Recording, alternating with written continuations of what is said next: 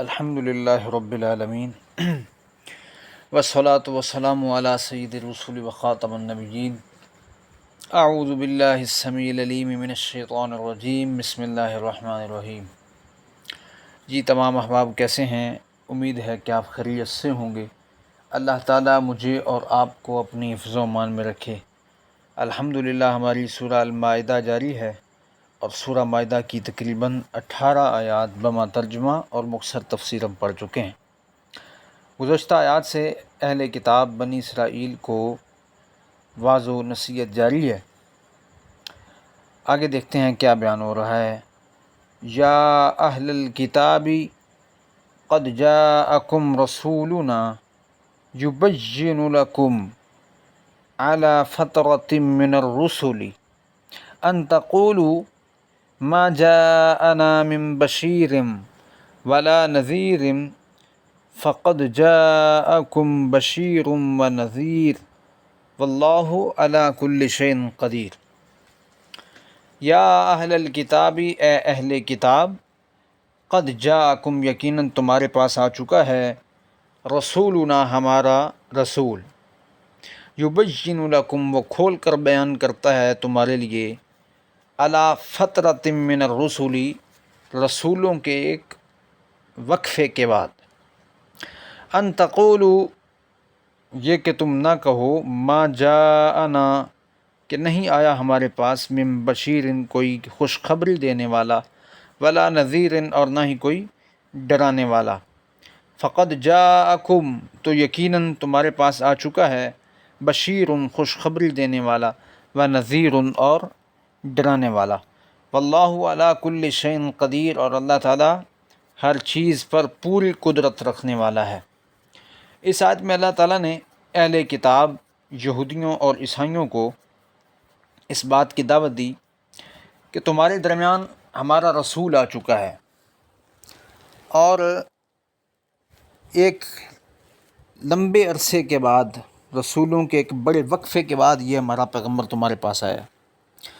یعنی نبی صلی اللہ علیہ وسلم سے پہلے جو نبوت کا سلسلہ چل رہا تھا وہ کافی دیر سے منقطع ہوا پڑا تھا۔ حضرت عیسیٰ علیہ السلام جو ہیں یہ بنی اسرائیل کے آخری پیغمبر بن کر آئے تھے، اور ان کے بعد بہت زیادہ عرصے تک کوئی پیغمبر نہ آیا درمیان میں۔ تو یہ وہ بات ہو رہی ہے کہ ایک لمبے عرصے کے بعد، اس دور میں، ان حالات میں کہ جب ابراہیم علیہ السلام کی جو ملت ہے اور دین ہے،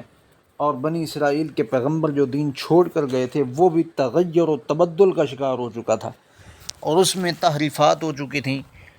تو ان تحریفات کو یہ وہ بات ہو رہی ہے کہ رسول بھی ہمارا آ چکا ہے تمہارے پاس، اور یبین لکم وہ کھول کر چیزیں بیان کر رہا ہے۔ یعنی اس ملت ابراہیم کو تغیر اور تبدل اور تحریف سے پاک کرنے کے لیے نبی علیہ السلام آئے، اور آپ نے وہ ساری چیزیں کھول کر بیان کر دیں جو چھپا لی گئی تھیں یا ان میں رد و بدل کر دی گئی تھی بنی اسرائیل کے علماء کی طرف سے۔ تو یہ بات یہاں تک ہوگی کہ حضرت عیسیٰ علیہ السلام اور نبی علیہ السلام کے درمیان کافی زیادہ وقفہ تھا، مطلب لوگ بے دین ہو چکے تھے بالکل ہی، ان کو معلوم ہی نہیں تھا کہ ملت ابراہیمی کیا چیز ہوتی ہے۔ خود ساختہ عقائد، نظریات، بت پرستی اور شرک کے ارتکاب میں لگ گئے، اور اسی طرح دیگر گمراہیوں کے اندر اور ضلالت کے اندر دھنستے چلے جا رہے تھے۔ تو اللہ تعالیٰ نے ان حالات کے اندر اپنے محمد صلی اللہ علیہ وسلم، اپنے پیغمبر کو مبعوث کیا، اور ان کو ان لوگوں کے لیے ہدایت کا سرچشمہ بنا کر بھیجا۔ تو یہ بات یہاں تک ہوگی۔ اس کے بعد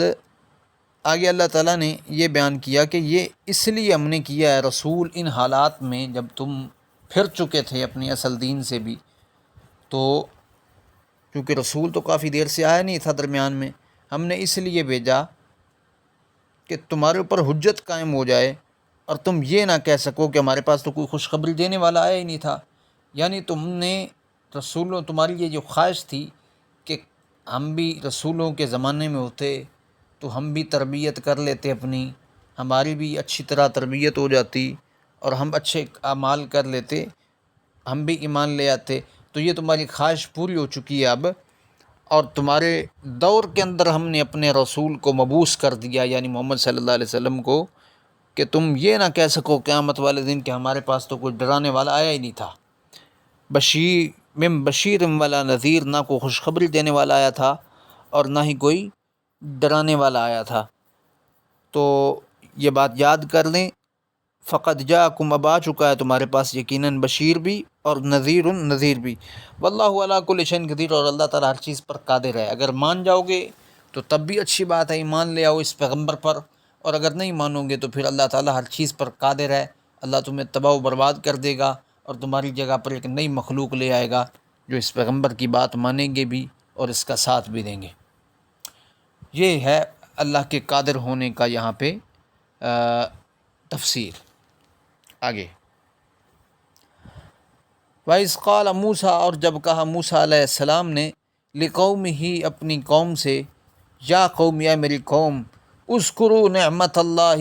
یاد کرو اللہ کی نعمتوں کو، علیکم، جو تم پر کی گئی ہیں، اذ جعل فیکم، جس نے تمہارے درمیان بنائے انبیاء، وجعلکم، اور تمہیں بنایا، ملوکاً، بادشاہ، وآتاکم، اور تمہیں عطا کیا، ما لم، وہ کچھ جو لم یؤتی احدا من العالمین، جہانوں میں سے کسی کو بھی وہ کچھ عطا نہیں ہوا۔ حضرت موسیٰ علیہ السلام کی یہ جو بات ہے اور یہ جو خطاب ہے، یہ اس آیت کا تعلق بھی اس آیت کے ساتھ ہے جس میں ان کے وعدے کا ذکر ہے کہ ان سے جو وعدہ لیا گیا تھا، تو تب حضرت موسیٰ علیہ السلام نے اللہ کی نعمتیں یاد دلا کر ان کو ارض مقدس میں داخل ہونے کا حکم دیا تھا جہاد کے لیے، تو انہوں نے بدعہدی کی اور انکار کر دیا کہ ہم جہاد نہیں کریں گے۔ آگے بات آ بھی رہی ہے۔ ارض مقدس، یہ مقدس زمین کون سی ہے؟ شام کے علاقے میں ہے، اور فلسطین جو آج ہے یہ بھی اسی علاقے کا ایک پارٹ تھا۔ تو یہ ارض مقدس، اس وقت وہاں جبارین ایک قوم تھی، اگلی آیات میں آ رہا ہے، ان کی حکومت تھی، تو ان سے وہ آزاد کروانا تھا۔ اب آگے بڑھتے ہیں۔ اچھا، یہاں سے یہ ایک تو حضرت موسیٰ علیہ السلام نے اللہ کی تین نعمتیں ان کو یاد دلائیں۔ ایک تو یہ کہ تمہارے درمیان تمہاری سعادت کی بات ہے کہ تمہاری قوم میں سے اللہ تعالیٰ نے اتنے جلیل القدر پیغمبر بھیجے، انبیاء بھیجے، اسحاق علیہ السلام جیسے، یعقوب علیہ السلام جیسے، یوسف علیہ السلام جیسے، اور دیگر موسیٰ علیہ السلام جیسے۔ اور یہ بھی ایک اللہ کا احسان ہے تم پر کہ تمہاری اسی قوم میں اتنے جلیل القدر پیغمبر آئے جو تمہیں سمجھانے کے لیے آئے تھے،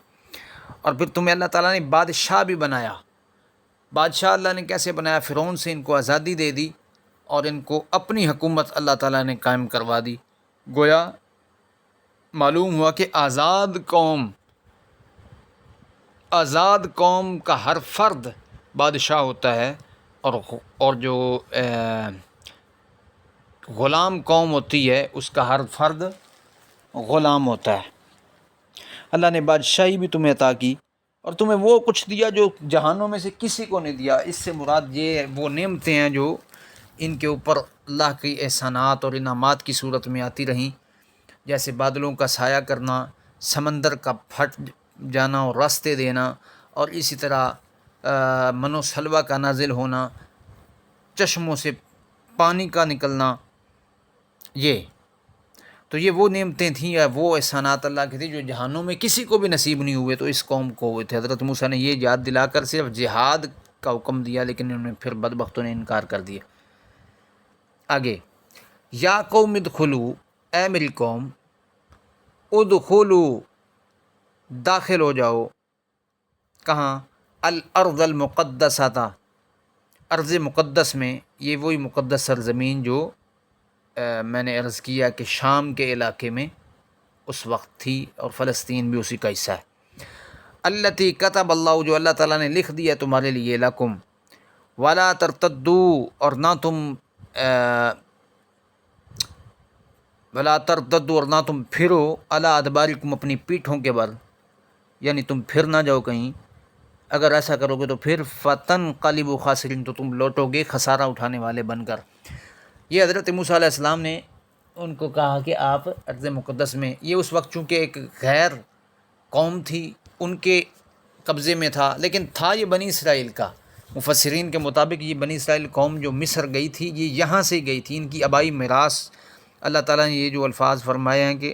کتب اللہ لکم، تمہارے لیے لکھ دیا اس زمین کو اللہ نے، ان کی جو آبائی جو جائیداد تھی، میراث تھی، زمین تھی، وہ اسی علاقے میں تھی، لیکن یہ یہاں سے مصر چلے گئے، اور مصر سے پھر فرعونیوں کے ہاتھ چڑھ گئے، اور پھر فرعون سے اللہ نے آزادی دی۔ تو اب یہ خطاب جو حضرت موسیٰ کا ہے، یہ ہے جو صحرائے سینا کے اندر سمندر پار کرنے کے بعد یہ خیمہ زن تھے، آگے جانا کہاں ہے، کوئی راستہ نہیں، کوئی پتہ نہیں ہے تو تب حضرت موسیٰ علیہ السلام نے اللہ کے حکم سے ان کو دعوت دی کہ جہاد کے میدان میں آئیں اور اس قوم سے اپنا یہ علاقہ آزاد کروائیں، لیکن یہ بزدل قوم تھی تو انہوں نے انکار کر دیا۔ آگے قالوا یا موسیٰ، انہوں نے کہا اے موسیٰ، کہنے لگے اے موسیٰ،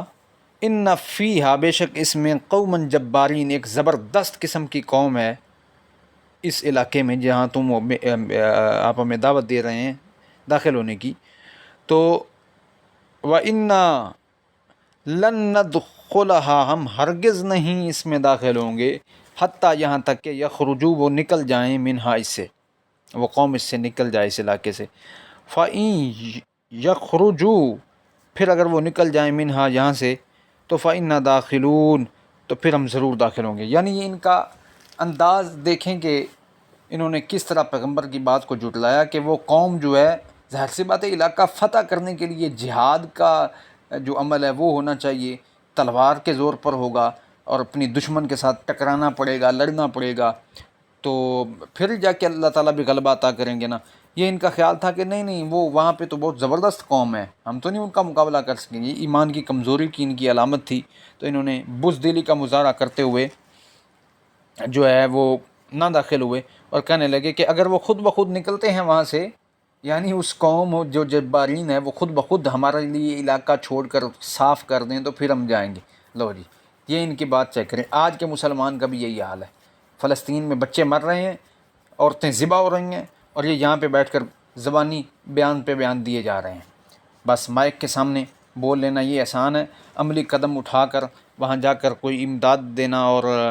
باقاعدہ طور پر ان کی حمایت کرنا یہ بہت مشکل ہے، اور یہ سارے طاقتور جو لوگ ہیں یہ کر سکنے کے باوجود، طاقت رکھنے کے باوجود یہ کچھ نہ کر سکے، اور وہ بچے روتے رہے، چیختے رہے، چلاتے رہے، اور پکارتے رہے اس پاکستانی فوج کو، یہ آرمی کو اور وزیر اعظم صاحب کو، لیکن افسوس کے ساتھ، معذرت کے ساتھ، ان کے کان تک جون تک نہ رینگی، اور وہ بچے مر گئے بیچارے، اور آج بھی وہاں پر ظلم ہو رہا ہے۔ یہ بزدل قوم کی علامت ہوتی ہے کہ صرف بیان دیتے جاؤ کہ وہ خود بخود دشمن نکل جائے، ایسا تو نہیں ہوتا، تاریخ میں ایسا نہیں ہوا۔ جو پیار سے نہ مانے پھر اسے کیسے سے منوانا پڑتا ہے، تلوار کے زور پر، پھر جا کر قومیں غلبہ پاتی ہیں، پھر جا کر علاقے فتح ہوتے ہیں، پھر جا کر سلطنتیں قائم ہوتی ہیں اور تسلط قائم ہوتا ہے۔ لیکن ہمارے ہاں سے بھی یہ جہاد کا جذبہ نکل گیا، ہمارے ہاں سے بھی یہ ساری چیزیں ختم ہو گئی، جس کے نتیجے میں ہم ذلیل و رسوا ہو رہے ہیں اور ٹھوکریں کھا رہے ہیں اور کفار کی جوتیوں میں بیٹھے ہوئے ہیں۔ یہ تھا جی ہمارا آج کا سبق، اللہ تعالیٰ عمل کی سمجھنے کی توفیق عطا فرمائے، قرآن مجید کو ہمارے لیے آسان بنا دے، دنیا آخرت میں کامیابی کا باعث بنائے۔ وآخر دعوانا الحمد للہ رب العالمین۔